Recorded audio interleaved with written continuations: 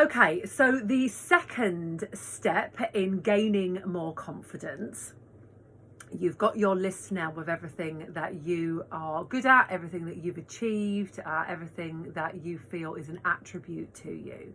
So the second thing now is to understand where that critical inner voice comes from and name it.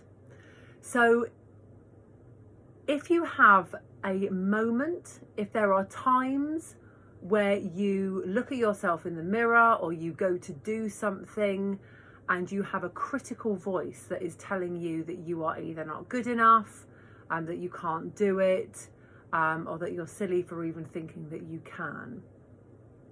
Whose voice is that? Do you know whose voice that is? Sometimes it's our own voice, but very often it's the voice of somebody from our past. So it might be a critical parent, a grandparent, a teacher, a boss. Understand where that voice comes from. Understanding where that voice comes from is really important, because we get to understand as an adult whether or not we choose to value that opinion, that person, or not. Now, easier said than done, okay? I totally understand that there are complexities to this. But let's just say, for example, this was the voice of a critical grandparent or a critical teacher. As an adult now, do you really feel that this person is somebody who is important?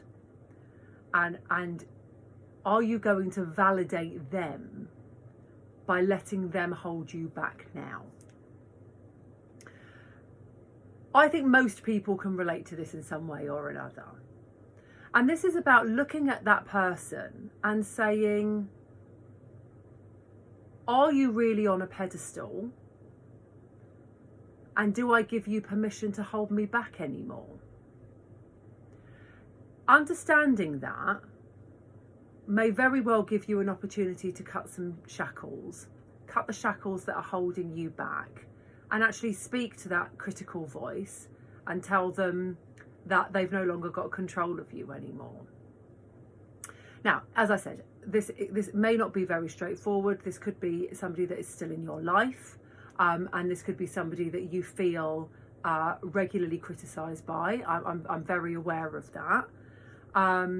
But I think understanding, like, so say for example, if this is a critical parent, right? And this comes up time and time again. I've just been doing a live over in my Happy and Fulfilled group, and this is something that has come up for several of the women in that group.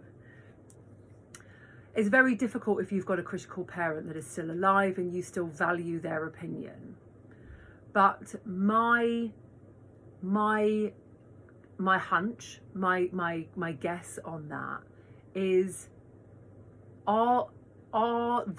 is that person really in a place of authority to be able to still make you feel bad about yourself now?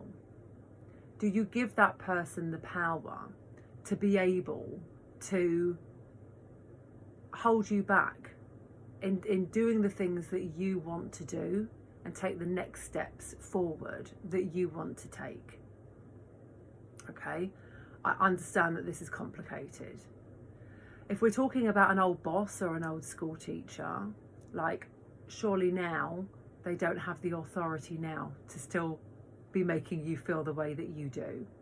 If it's a parent, have a think, or a grandparent, or anybody else in your immediate circle, have a think about whether or not why is it they still have that power, and whether or not they still deserve to have that power. My hunch is that if they are making you feel this way now, then maybe they're not so brilliant themselves. Maybe there is a fault line there that you need to acknowledge yourself in order to set yourself free from it. Okay? So go back to your list, go back to remembering everything that you're good at, everything that you've achieved. And then when that critical voice comes in, put it in its place. It doesn't deserve to hold you back. Mute that critical voice.